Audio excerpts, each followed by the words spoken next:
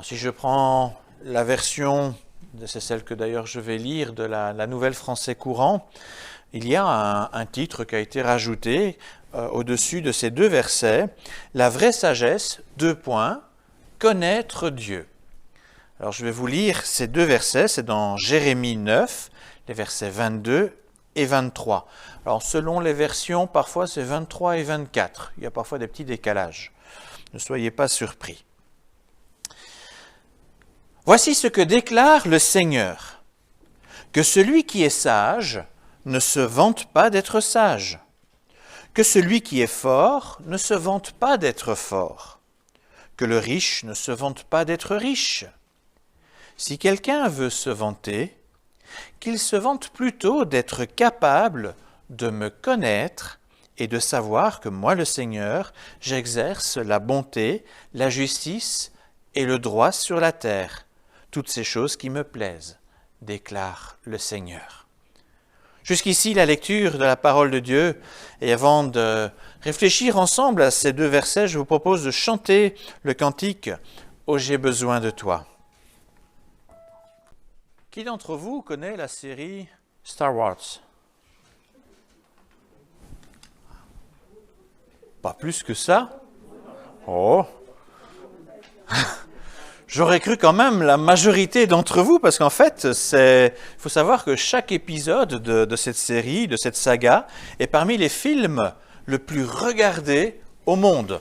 Plusieurs épisodes sont dans le top 10 des films les plus regardés au monde. Donc je m'attendais à ce que... Ou alors vous n'osez pas le dire. La 7e compagnie. Certains sont incollables sur le sujet car ils ont pris beaucoup de temps à voir et revoir chaque épisode de cette longue histoire. Et puis d'autres, comme moi, je dois bien le reconnaître, qui n'ont pas encore commencé le premier épisode, en connaissent à peine plus que le nom. Je suis bien mal placé donc pour en parler. Pour bien connaître, cela demande du temps, de l'investissement personnel. Il est relativement facile de se constituer une bonne connaissance de la saga Star Wars en y consacrant quelques dizaines d'heures. Si vous me donnez ma semaine, peut-être que dimanche prochain, je pourrais être un peu moins incollable. Si je parle de connaître mon chien, ça c'est un petit peu différent. Là, j'ai besoin, c'est un petit peu plus compliqué pour vraiment le connaître au point de pouvoir anticiper ses réactions dans telle ou telle situation. Mais il est nécessaire que je prenne du temps pour l'observer, que j'interagisse avec lui, peut-être aussi lui apprendre certains comportements. C'est pour ça qu'on va au dressage avec eux. Mais quand il s'agit d'une personne, vous n'allez pas au dressage avec. C'est un peu plus compliqué.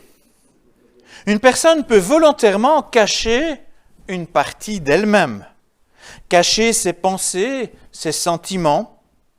Pour apprendre à connaître une personne, il faut non seulement beaucoup de temps, mais plus encore, il faut aussi que la personne accepte de s'ouvrir pour se laisser connaître.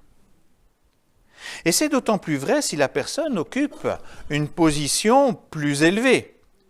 Si nous rencontrions une personne illustre, il ne nous viendrait pas à l'idée de lui poser des questions sur sa vie privée.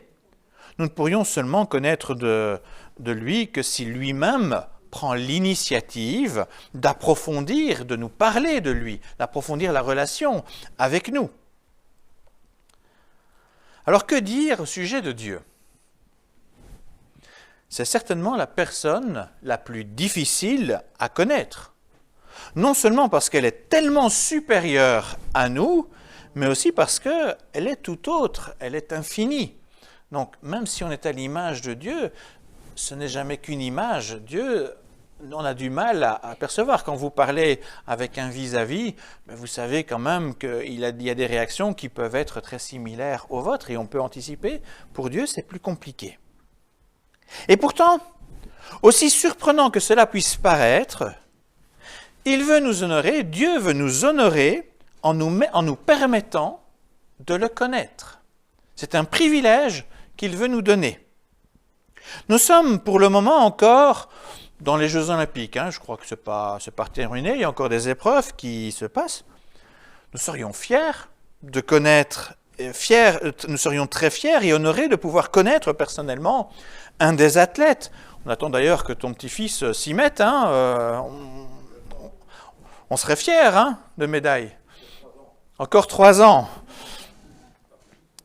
En fait, cet exemple que je viens de citer nous permet de comprendre pourquoi Jérémie nous dit que connaître Dieu est plus glorieux que toute la sagesse humaine et toutes les richesses de ce monde.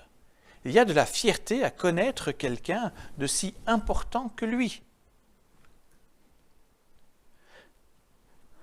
C'est déjà là une première bonne motivation pour connaître Dieu. Ce n'est toutefois pas la seule. Un peu avant d'être amené à la croix, Jésus pria son Père en disant ceci. « La vie éternelle, c'est qu'ils te connaissent, toi le seul vrai Dieu, et celui que tu as envoyé, Jésus-Christ. » Donc Jésus qui prie son Père en disant ces paroles. La vie éternelle, c'est la plus grande, je crois, aspiration de l'être humain. Celle qui dicte nos choix, en fait, tout au long de notre vie terrestre. Tous nous espérons prolonger notre vie après la mort. Or, dans sa prière, Jésus montre que la vie éternelle est en lien avec la connaissance du Père céleste et de Jésus-Christ. Ainsi donc, connaître Dieu doit être le premier but de l'être humain. Connaître Dieu, le premier but de l'être humain.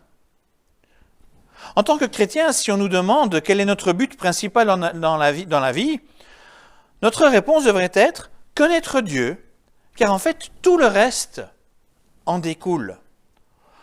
Nous pourrions être tentés, parce que c'est un petit peu comme ça qu'on nous a enseigné depuis qu'on est petit, de répondre, de dire « mon premier but, c'est glorifier Dieu ». Mais comment glorifier Dieu sans vraiment le connaître ? C'est comme si je vantais la série Star Wars alors que je ne l'ai jamais vue. Je serais un bien piètre publicitaire de parler de quelque chose que je ne connais pas. Nous glorifions activement Dieu quand nous rendons témoignage de ce que nous connaissons de lui grâce à notre relation personnelle avec lui. Avec la prière de Jésus, nous apprenons qu'il est capital de connaître Dieu puisque notre vie éternelle en dépend. Mais juste avant, nous avons lu qu'il était a priori vraiment difficile de le connaître parce qu'il est autrement supérieur et tout autre que nous. Il semble que là, nous soyons confrontés, a priori, à un sérieux problème. Pour connaître Dieu, il est impératif qu'il veuille se laisser connaître et qu'il souhaite de son côté nous connaître personnellement. On ne peut pas connaître Dieu si Dieu lui-même ne souhaite pas une relation approfondie avec nous. La bonne nouvelle, c'est que le Seigneur désire bel et bien, ardemment, nous connaître. Pas seulement notre nom, adresse, date et lieu de naissance, comme ce serait sur la carte d'identité que vous présenteriez à un agent. Non, il veut vraiment nous connaître, avoir une relation personnelle avec nous. Il désire avoir une relation proche et continue. Dans l'Épître aux Galates, Paul écrit « Mais maintenant que vous connaissez Dieu, ou plutôt maintenant que Dieu vous connaît, et il poursuit, c'est assez marrant dans cette phrase, dans cet extrait de phrase, Paul semble un peu se corriger. Il a écrit et on dirait qu'il change pour se corriger. En fait, c'est une façon très subtile de la part de Paul ici de nous dire que si on peut connaître Dieu, c'est avant tout parce que Dieu d'abord a souhaité nous connaître. L'initiative vient de Dieu. Si nous pouvons connaître Dieu, c'est parce que Dieu veut nous connaître, nous. Alors Dieu veut nous connaître pour plusieurs raisons. Tout d'abord, afin que nous le connaissions en retour. Il vient vers nous, il veut se faire connaître parce qu'il lui a envie que nous le connaissions. Également, afin de partager nos joies et nos peines. Quand vous connaissez un ami, vous pouvez avec lui partager vos joies, vous pouvez aussi aller chez lui quand ça ne va pas bien. Mais Dieu veut nous connaître aussi comme cet ami chez qui nous pouvons aller, chez qui nous pouvons partager nos joies et nos peines. Il veut également nous connaître afin d'être pour nous un soutien, une aide, un compagnon de route, un peu comme dans un mariage heureux. Dans un mariage, les deux se mettent ensemble pour vraiment être un soutien, pour faire route ensemble, pour partager les joies, les peines, mais se soutenir aussi quand un ne va pas bien, mais l'autre peut le porter. Et ce n'est pas pour rien que l'Éternel a utilisé dans sa parole l'image du mariage pour parler de la relation qu'il souhaitait avec nous. L'image du mariage est utilisée pour parler de la relation que nous pouvons avoir avec Dieu. Mais une différence existe malgré tout par rapport au couple. Dans un couple, l'homme et la femme sont côte à côte, égaux et complémentaires. De son côté, Dieu est le Créateur, le Tout-Puissant, infiniment saint, se suffisant à lui-même. Il n'a pas besoin de nous, Dieu. Mais il a voulu être avec nous. Et nous sommes, nous, des créatures, ces créatures limitées, et en plus indignes de nous présenter devant lui à cause de notre péché. Alors cela rend peut-être le premier contact avec Dieu quelque peu râpeux, un peu difficile. Si nous lisons par exemple l'ensemble du livre de Jérémie, les paroles de Dieu sont dures de prime abord. Il y a des reproches qui sont faits. C'est pas simple à entendre. Quand dans un premier rapport avec Dieu, on entend « Oula, il me fait des reproches ». C'est dur. On entend ces reproches à l'égard de notre péché qui nous conduit alors à la honte et à l'humilité. Pourtant, assez vite, on découvre aussi un Dieu qui nous veut du bien. Un Dieu qui veut nous sortir de nos difficultés. Un Dieu qui aspire au meilleur pour nous comme un fidèle ami à nos côtés. Un Dieu qui veut être là qui nous veut aussi à son service.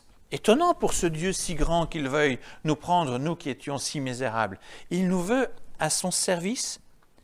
Il veut placer en nous sa confiance. Imaginez Sa Majesté, le roi Philippe, se rendre chez vous un matin pour vous demander d'entrer à son service afin de devenir son ambassadeur, par exemple à Washington, auprès du président des États-Unis. Non seulement vous allez pouvoir connaître le roi, mais en plus de ça, même le président des États-Unis, deux personnes illustres. Vous seriez très fier de constater que le roi s'intéresse personnellement à vous. Fier également d'entrer au service, de pouvoir dire « Mon job, c'est servir le roi de notre pays ». Ce serait en fait un privilège incroyable. Alors, ce qui paraît peut-être ici une fiction quand j'évoque notre souverain de Belgique, est pourtant la réalité avec Dieu. Lui qui est bien plus grand encore que le roi de Belgique ou président des États-Unis. Pour bien se rendre compte que Dieu souhaite avec nous une relation privilégiée malgré notre petitesse, regardons l'exemple de Jérémie qui rapporte comment il est devenu, lui, serviteur du Seigneur. Dieu lui a dit « Je te connaissais avant même de t'avoir façonné dans le ventre de ta mère. Je te connaissais. » Notez le mot, hein. « Je t'ai mis à part pour me servir avant même que tu sois né. Et j'ai fait de toi mon porte-parole auprès des peuples. » Cet exemple nous montre que le Dieu souverain a choisi de connaître Jérémie et qu'il avait des projets pour lui. Ensuite, il a pris le temps de lui parler et de la sorte, Jérémie a appris à connaître Dieu afin après de pouvoir parler en son nom, quelque part d'être ambassadeur de Dieu. Par ailleurs, cet exemple illustre bien comment Dieu veut approfondir la relation, veut approfondir la connaissance entre lui et nous. Bien entendu, nous ne voyons pas Dieu. Et c'est pourquoi il a pris soin d'utiliser des moyens adaptés à nos capacités pour nourrir cette relation avec lui. Comme pour une personne, pour connaître Dieu, nous devons prendre le temps de l'écouter. On ne connaît pas quelqu'un si on ne prend pas le temps avec lui, qu'on ne prend pas le temps de cette conversation. C'est la même chose pour Dieu. Nous avons besoin de prendre du temps pour l'écouter. Et le moyen que Dieu a choisi pour nous parler, c'est la Bible. Elle reprend des témoignages qui nous parlent de lui, elle reprend des paroles reçues de Dieu et mises par écrit afin de les partager. Elle reprend des réflexions et des enseignements inspirés par l'Esprit de Dieu afin de se faire connaître. Tous ces textes, aussi divers, avec des styles très différents qui sont présents dans la Bible, ont tous pour but de nous faire connaître Dieu. Dieu donne tout cela afin de nous donner l'opportunité de le connaître. Cela demande assez bien de temps et un certain effort de notre part. Mais quel honneur et quelle gloire de pouvoir dire ensuite « Oui, je connais Dieu ». Ce n'est pas un privilège que Dieu réserverait à une élite ou à des théologiens savants. C'est un honneur que Dieu donne aussi à quiconque veut vraiment le connaître, même aux plus humbles. Alors à ce stade, permettez-moi une petite remarque importante en citant d'abord un verset du prophète Osée. Osée nous dit, ça se trouve en Osée 6,6, « Je désire la bonté plutôt que les sacrifices. Je préfère qu'on me connaisse comme Dieu, c'est Dieu qui parle par la bouche d'Osée, je préfère qu'on me connaisse comme Dieu plutôt que de brûler des animaux sur un autel. » Alors, si à l'époque d'Osée, le peuple offrait des sacrifices sur l'autel en sacrifiant des animaux, c'est parce que Dieu l'avait prescrit dans sa loi donnée à Moïse. Ce n'est pas venu comme ça, il y avait des prescriptions qui étaient là. Et cette loi régissait tous les aspects cultuels. Et Israël avait en son sein de grands spécialistes, des érudits qui passaient leur vie à étudier cette loi. Ils savaient très bien expliquer la procédure à suivre pour toutes les célébrations prévues dans la Torah. Elle veillait d'ailleurs au bon déroulement de toutes les cérémonies comme prescrites par Dieu. Cependant, Dieu adresse ce reproche à Israël. Tout cela, en fait, n'a pas de sens si vous ne me connaissez pas. Faire tout cela, ça ne sert à rien si on n'a pas une relation personnelle avec Dieu. Le respect religieux apparent ne souffrait pas vraiment de défaillance majeure, mais le cœur d'Israël n'y était pas. Il y avait un problème de véritable connaissance pratique, réelle. Ce n'était plus que des gestes rituels accomplis par tradition, par habitude, sans motivation venant du cœur. La discipline religieuse, les cérémonies rituelles qui permettent de vivre ensemble un culte pour Dieu ont bien sûr du sens. Je ne suis pas en train de dire tout est à jeter dans ce qui pourrait être liturgique, pas du tout. Mais il y a quand même une condition préalable qui s'impose. Connaître Dieu, mais du cœur, pas seulement dans les textes. Avant de rendre un culte à Dieu, il faut que notre cœur connaisse ce Dieu, sans quoi le culte que nous lui rendrions, quelle que soit la liturgie, n'aurait pas de sens. Avec le reproche qu'il adresse au peuple par l'intermédiaire du prophète Osée, Dieu rappelle qu'il désire avant tout une relation d'amour. En hébreu, le verbe connaître et être en relation sont très très proches. Nous connaître, en français, on voit ça plutôt comme une connaissance théorique. Je connais les mathématiques, je connais la physique. Connaître Dieu, c'est être vraiment dans un sens d'une relation. Comme on peut dire, je connais ma femme. Bien sûr, on pourrait connaître quelqu'un très superficiellement, mais quand c'est quelqu'un de proche, on nourrit quelque chose de beaucoup plus fort. Quand en hébreu, le mot connaître veut vraiment parler de cette relation forte.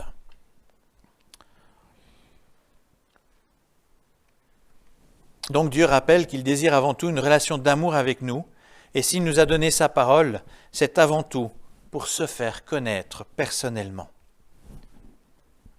Alors parce qu'il veut que nous soyons proches de lui, il souhaite aussi, lui, également prendre du temps avec nous pour nous connaître. Et pour cela, nous avons la prière pour ouvrir notre cœur à Dieu. Il n'existe pas de sujet tabou devant Dieu. On peut vraiment parler de tout, même de ce qui se trouve dans les coins sombres de notre cœur.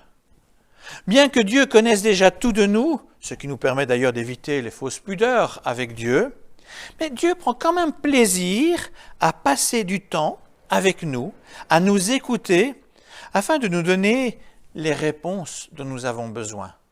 C'est quand nous lui adressons ce qu'on a dans le cœur que nous allons comprendre que la réponse qui est donnée vient bien de Dieu et qu'il y a bien une relation. Donc la prière est importante. Il ne faut pas simplement dire « oui, mais Dieu connaît déjà tout, je n'ai pas besoin de prier ».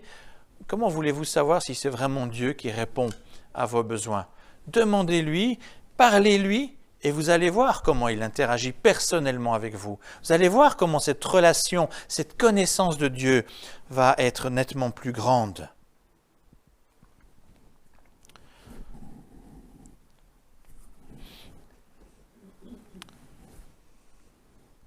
C'est par les réponses qu'il nous donnera concrètement que nous apprendrons finalement à connaître très concrètement aussi la tendresse de Dieu qui est bon et merveilleux. C'est aussi dans la prière que nous disons à Dieu notre disponibilité pour le servir et lui obéir.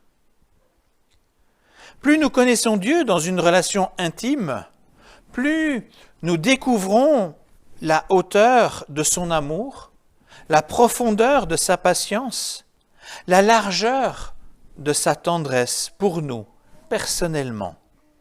Plus nous recevons de lui, et plus nous avons ce souhait de lui plaire. Plus nous découvrons sa majesté, plus nous nous sentirons honorés d'être à son service. Avant de conclure, il me semble important d'aborder un dernier point. En citant un extrait de la prière de Jésus à son Père, prière rapportée dans l'évangile de Jean, nous avons vu le lien existant entre le fait de connaître Dieu et notre vie éternelle.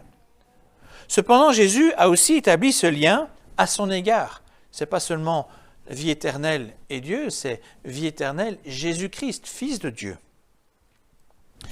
C'est un peu quelque part logique puisqu'il s'est présenté lui-même comme Fils de Dieu. D'ailleurs, un peu avant sa prière, nous lisons ceci, qui est un échange là entre Philippe, un des disciples, et Jésus.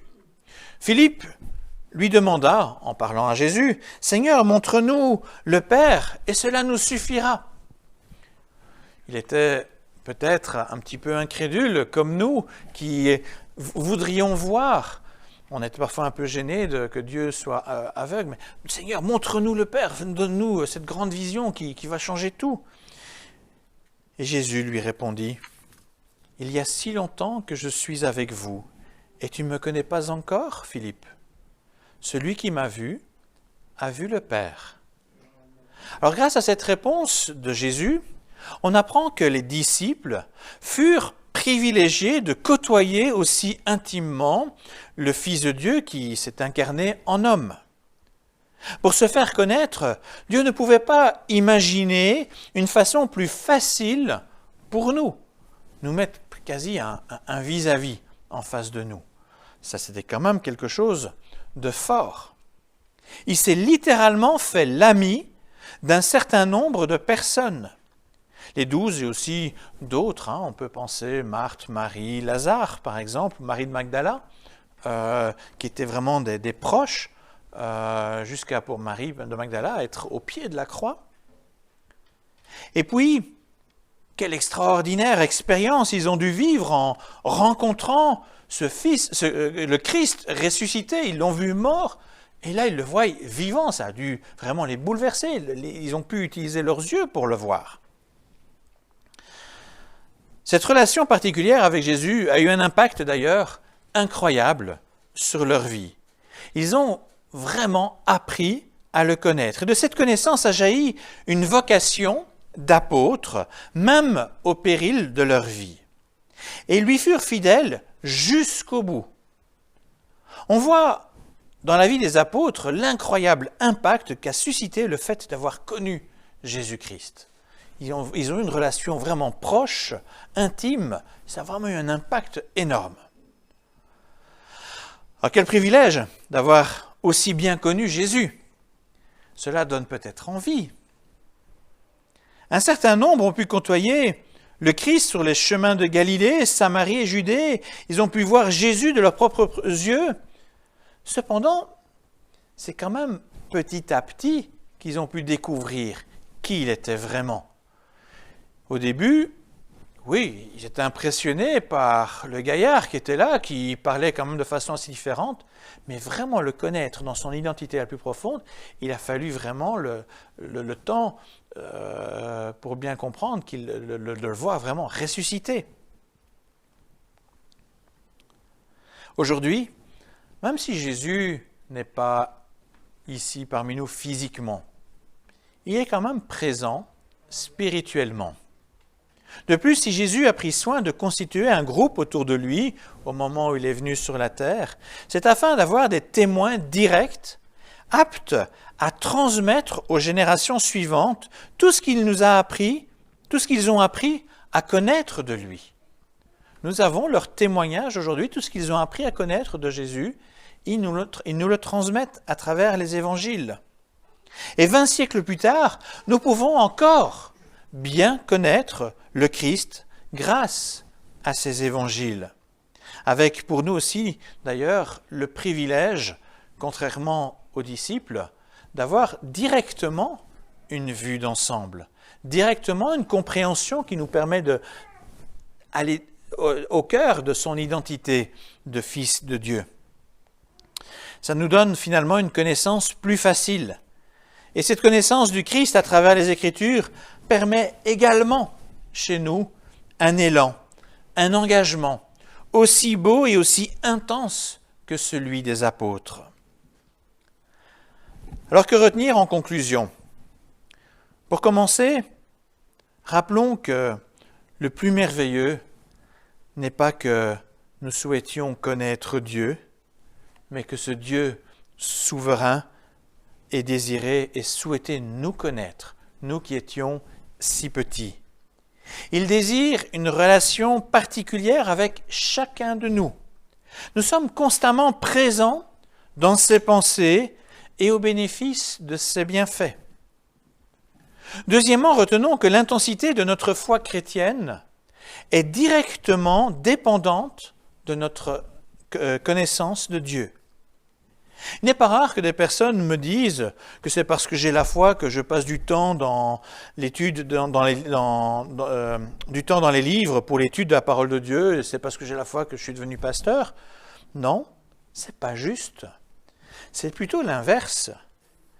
Plus j'apprends à connaître Dieu, à le connaître grâce à sa parole, mais plus je ressens l'honneur d'être à son service. C'est la connaissance de Dieu qui nourrit la foi. Le meilleur antidote à la médiocrité de notre élan de foi, quand on pense que notre foi est un petit peu ne va pas bien, mais le meilleur antidote, c'est de se donner la peine d'aller à la rencontre de ce Dieu merveilleux qui ne demande qu'à être mieux connu. C'est un privilège qu'il nous donne.